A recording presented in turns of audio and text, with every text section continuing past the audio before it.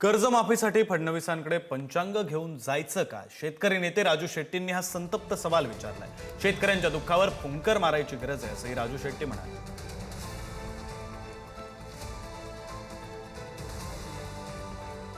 बाळ, जनावरं, शेती हे सगळा त्याचा संसार असतो आणि त्याचा संसार या अतिवृष्टीने वाहून गेलेला आहे, तो उघड्यावर आलेला आहे। अशा परिस्थितीमध्ये मायबाप असतं सरकार आणि त्या सरकारकडनं मदतीची अपेक्षा आहे। या सगळ्या संदर्भात माझ्याशी बोलण्यासाठी शेतकरी नेते राजू शेट्टी जे आहेत।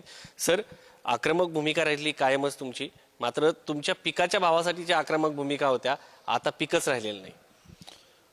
दुर्दैवानं ही गोष्ट खरी आहे की मराठवाड्यामध्ये आणि पश्चिम विदर्भामध्ये सुद्धा इतकी अतिवृष्टी झालेली आहे की पीकच राहिलेलं नाही।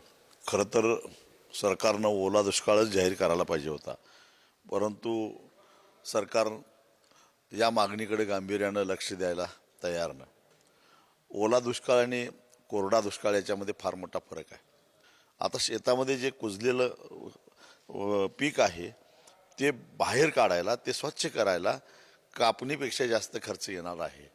म्हणजे शेतकऱ्याचा सगळा खर्च झाला पण उत्पन्न मात्र 0 रुपये। मग अशा परिस्थितीमध्ये तातडीनं मदत करायला नको का? आणि म्हणून आमची मागणी अशी आहे की ओला दुष्काळ जाहीर करा, विद्यार्थ्यांच्या त्यामुळे फी माफ होतील, सरकारी वसुल्या थांबतील, कर्ज माफ होतील आणि शेतकऱ्याला काही अंशी दिलासा मिळेल। व्हिडिओ जर्नलिस्ट अनिल कपूरसह शिवाजी काळे, पुढारी न्यूज, दिल्ली।